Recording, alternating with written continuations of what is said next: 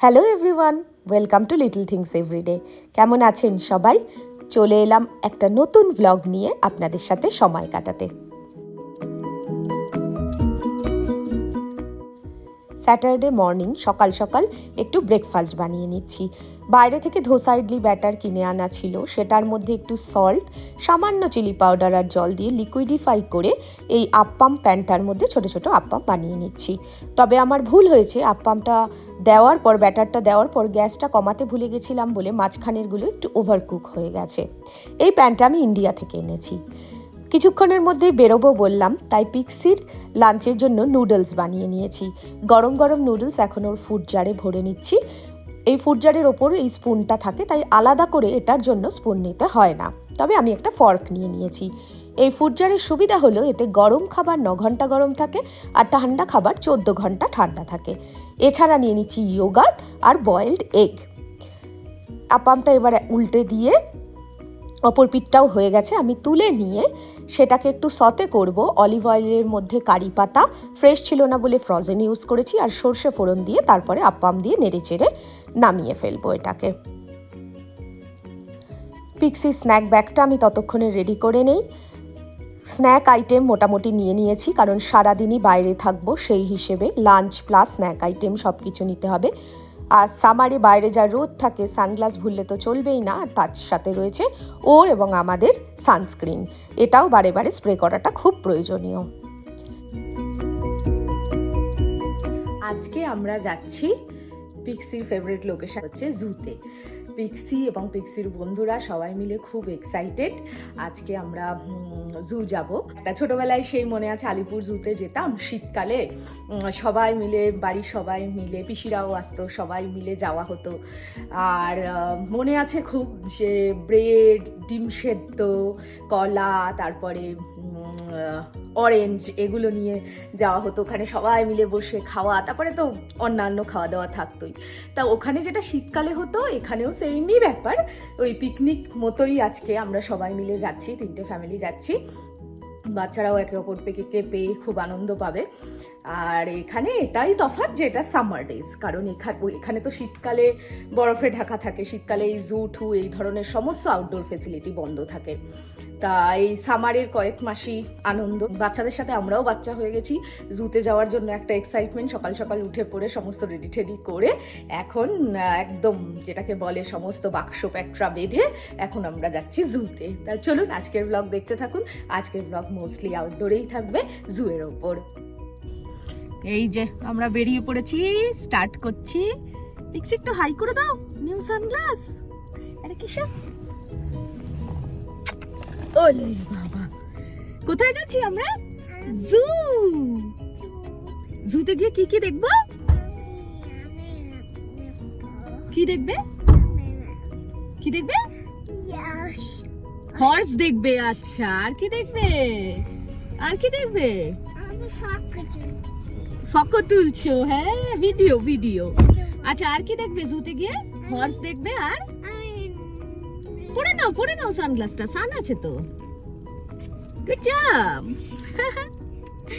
আর কি দেখবে? চিকেন বলছিলে কালকে, চিকেন। আর এলিফ্যান্টও দেখবো। জিরাফ। হ্যাঁ, গুড জব। চলো সবাইকে নিয়ে যাই জুতে। আজকের ওয়েদারটা খুবই ভালো, আকাশে এখনো মেঘ দেখা যাচ্ছে না, তবে বেলা শেষের দিকে একটু বৃষ্টির সম্ভাবনা আছে। আর এখন খুব গরমও না, আবার হালকা একটু হাওয়া দিচ্ছে, কিন্তু জ্যাকেট পরার মতনও নয়। পৌঁছে গেছি টরন্টো জু পার্কিংয়ে। এবার ঢুকে পড়েছি জুয়ের মধ্যে। আমাদের বাড়ি থেকে জুয়ের ডিস্টেন্স মোটামুটি 1 ঘন্টা। আজকে ওয়েদার ভালো থাকায় বেশ ভিড় হয়েছে, একটা লম্বা লাইন টিকিট কাউন্টারের সামনে। টিকিট কেটে নিয়ে আমরা এবার ঢুকে পড়বো জুয়ের মধ্যে। খুব একটা রোদ নেই, তাই হাঁটতে অসুবিধা হবে না। বাচ্চারা তো প্রচণ্ড এক্সাইটেড, লায়ন কিভাবে রোর করবে ওদের দেখে একে অপরকে সেই সব দেখাচ্ছে। জুয়ের টিকিট অ্যাডাল্টদের জন্য $40 ইচ। তবে এটা সামারে এক দিন এক এক রকম হয়, একটু $2-3 হেরফের করতে পারে। আমরা যেদিন গেছিলাম সেদিন এরকমই ছিল, কিন্তু এর ওপরে আমরা ডিসকাউন্ট পেয়েছি। যেহেতু আমরা এখানে যাতায়াতের জন্য বাস বা মেট্রোতে যে কার্ড ইউজ করি, প্রেস্টো, সেই প্রেস্টো কার্ডে ইউজ করে এখানে 20% ইচ টিকিটে ডিসকাউন্ট পেয়েছি। 3 বছরের নিচে বাচ্চাদের কোনো টিকিট লাগে না। টিকিট দেখিয়ে ঢুকে পড়ার সাথে সাথেই চোখে পড়লো এটা হচ্ছে ব্রেকফাস্ট এবং কফি এরিয়া, আর তার সাথেই রয়েছে, পাশেই রয়েছে ওয়াশরুম। জুতে অনেকগুলো সেকশন রয়েছে, মানে এক এক জায়গার ইন্সপায়ার্ড এক একটা জোন তৈরি করা হয়েছে, সেখানে সেই জায়গার স্পেশালিটি পশু পাখি রয়েছে। তা আমরা প্রথমেই টার্গেট করছি আফ্রিকা জোনটার দিকে, সেই দিকেই এখন এগিয়ে যাচ্ছি। জায়গায় জায়গায় ফুড কোর্টের মতন জায়গা রয়েছে, কেউ বাইরে থেকে খাবার এনেও খেতে পারে, এখানেও খাবার পারচেস করে খেতে পারে। বিভিন্ন খাবার অপশান রয়েছে, আর গিফট শপও রয়েছে, সুভিনিয়ার অ্যান্ড অল কেনার জন্য এখানে গিফট শপ রয়েছে। প্রথমেই যেখানে এসে পৌঁছালাম সেটা হলো গোট ওয়ার্ল্ড।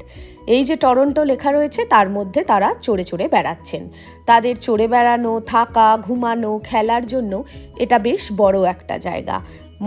তারা নিজের মজাতেই রয়েছেন। আর তার উল্টো দিকেই রয়েছে স্প্ল্যাশ প্যাড। ভাগ্যিস পিক্সির চোখে এখনো পড়েনি, তাহলেই যেতে বায়না করতো। জায়গায় জায়গায় রয়েছে এরকম ট্র্যাশ বিন, নোংরা ফেলার জন্য। আর জুয়ের ভেতরটা না চারিধারটা সবুজ, মাঝখান দিয়ে রাস্তা, দেখে মনে হচ্ছে যেন সত্যি কোনো ফরেস্ট এরিয়ায় চলে এসেছি। এটা হচ্ছে ডিরেকশন বোর্ড, কোন জোন কোন দিকে। আমরা এখন যাচ্ছি লেফটে আফ্রিকা জোনের দিকে। আফ্রিকা জোন ঢুকতেই এরকম একটা কাঠের ব্রিজ, আর তার চারিধারে যেদিকে চোখ যাচ্ছে পুরো সবুজে মোড়া। সত্যি মনে হচ্ছে ঘন জঙ্গলে এসেছি পশু পাখিদের সাথে দেখা করতে। চলুন তাহলে এগিয়ে যাই।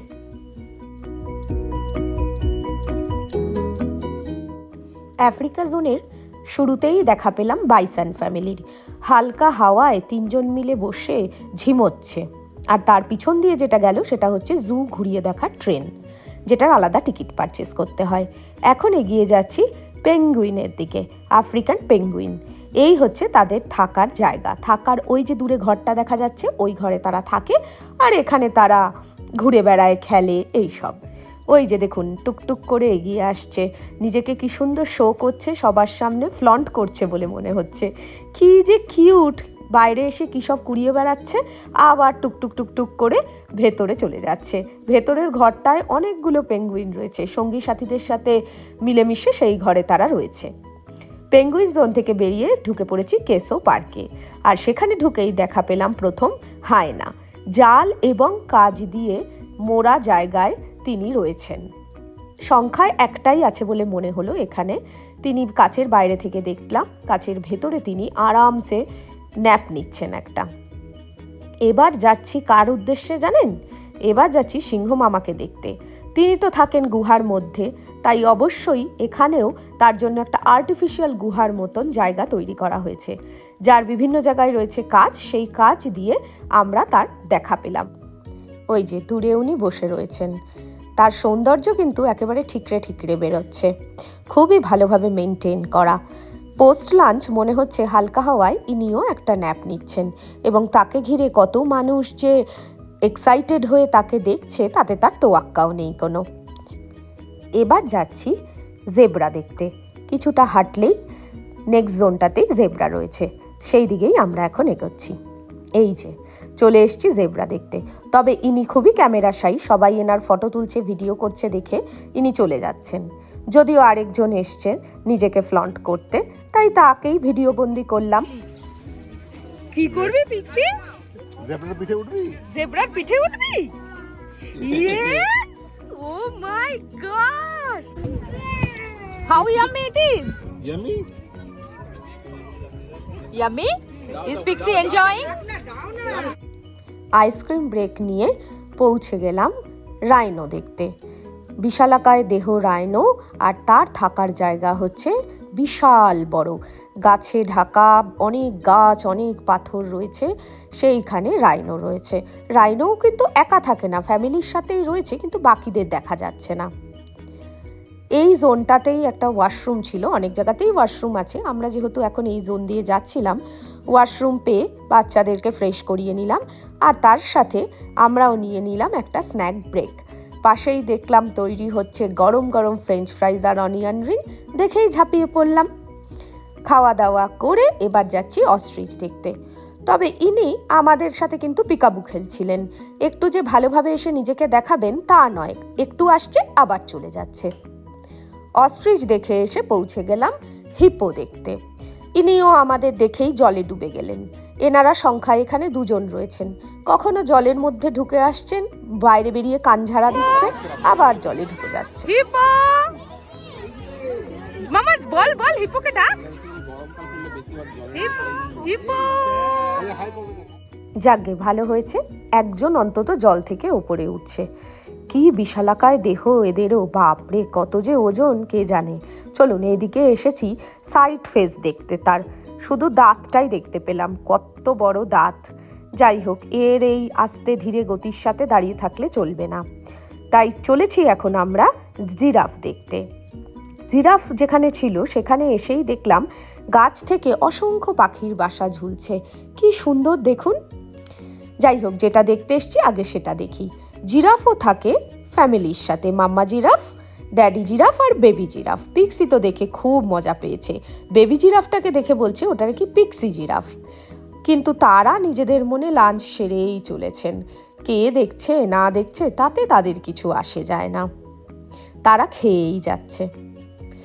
জিরাফ দেখেই বেরিয়ে যেই জোনটার দিকে গেলাম সেই জোনটায় ঢুকেই পিজিয়নের দেখা পেলাম। এই জোনটা পুরো টেম্পারেচার কন্ট্রোলড। ওই যে ওপরে দেখছেন হিটার, এই পাখিটা যেই ঘরে থাকে তার ওপরে হিটার আর নিচে জল রয়েছে, যাতে জলটা হিটেড থাকে তার জন্যই হিটারের ব্যবস্থা। পুরো জোনটাই ওপরটা পুরো কভার করা এবং একটা সার্টেন টেম্পারেচার মেনটেন করা হচ্ছে। এই যে এখানে হচ্ছে বেবি হিপো ঘুমোচ্ছে। এখন যেখানে চলে এসেছি সেখানে রয়েছে টার্টেল। ধীরে ধীরে সে আস্তে আস্তে ছোট ছোট পায়ে এগিয়ে চলেছে। সেখান থেকে এগিয়েই দেখা পেলাম এই রং বেরঙের মাছের, আর তারপরেই চলে এলাম একটা অন্যতম আকর্ষণ গরিলা জোনে। এই যে উনি দূরে বসে আছেন আর খাচ্ছেন, মোটা কাচে ঢাকা জায়গা, গোটা এরিয়াটা কভার করা রয়েছে, তার মধ্যে উনি ঘুরে বেড়াচ্ছেন, রেস্ট নিচ্ছেন, খাচ্ছেন, দাচ্ছেন। দেখে মনে হলো সংখ্যায় 2টো রয়েছে ভেতরে, জানি না আরও কোথাও আছে কিনা লুকিয়ে, তবে দেখতে পেলাম 2টোকে। পিক্সি তো দেখে খুব খুশি, কংকে দেখেছিল, কিংকংকে দেখেছিল টিভিতে, একে দেখে ভাবছে এই বোধহয় সেই কিংকং, নক করে এর অ্যাটেনশন পেতে চাইছে। গরিলা দেখে বেরিয়ে এত হেঁটে আমাদেরও খুব খিদে পেয়েছে, তাই বাড়ি থেকে আমরা 3 জন বন্ধু যে যা বানিয়ে এনেছিলাম সেইটা কেনা রুটির সাথে খেয়ে নিলাম। এখন আমরা বসেছি খেতে, আর বাচ্চাদেরকেও এখন ওদের লাঞ্চ নুডলস দিয়ে ওদের লাঞ্চটাও করে ফেলছি, কারণ এরপর আবার যাব বাকি পশু পাখি দেখতে। খাওয়া দাওয়া শেষ করে এগোতেই চোখে পড়ল ইন্ডিয়ান পিকক। কি অসম্ভব সৌন্দর্যের এক সাক্ষী হলাম। কপাল ভালো ছিল তাই তাকে পেখম মেলে নাচতে দেখলাম। সেই সময় আকাশ কালো করে একটু বৃষ্টি বৃষ্টি আসছিল। বলে নাকি যে বৃষ্টি আসার ঠিক আগের মুহূর্তে মেল পিকক এরকম ডানা মেলে নিজের সৌন্দর্যের বহিঃপ্রকাশ করে এবং তার এই সৌন্দর্য দেখিয়ে ফিমেল পিককের দৃষ্টিকে আকর্ষণ করতে চায়। সে যাই করুক না কেন ভাই, আমরা তো দেখে প্রচণ্ড খুশি হলাম। কি অপূর্ব কালার, কি অপূর্ব তার পেখমের সৌন্দর্য, কি যে ভালো লাগছে চোখের সামনে, বিশ্বাস করতে পারছি না যেন। এখনও অবধি জুতে আসার পর থেকে আমার কাছে বেস্ট সিন হচ্ছে এটাই। পিকক দেখে বেরিয়ে যেই জোনে পৌঁছালাম সেখানে এরকম ফ্লোটিং টার্টেল দেখলাম, সি হর্স দেখলাম, অসম্ভব সুন্দর সুন্দর গর্জিয়াস কিছু ফিশ দেখতে পেলাম, আর তার সাথে দেখতে পেলাম জেলিফিশ। এই জোনটা থেকে বেরিয়েই চোখে পড়ল অস্ট্রেলিয়ার অন্যতম আকর্ষণ, সেটা হচ্ছে এই ক্যাঙ্গারু। তাদের মনে হচ্ছে এখন মানচিং টাইম, দেখে মনে হলো এখন ইভিনিং স্ন্যাকের টাইম তাদের, তাই তাদেরকে খাবার দিতে এসছে জুয়ের কর্মী, এবং তারা একদিক থেকে আরেক দিকে ছুটে বেড়াচ্ছে। আর তাদের এই জাম্প করতে দেখে বাচ্চারা যে কি খুশি আমি বলে বোঝাতে পারবো না।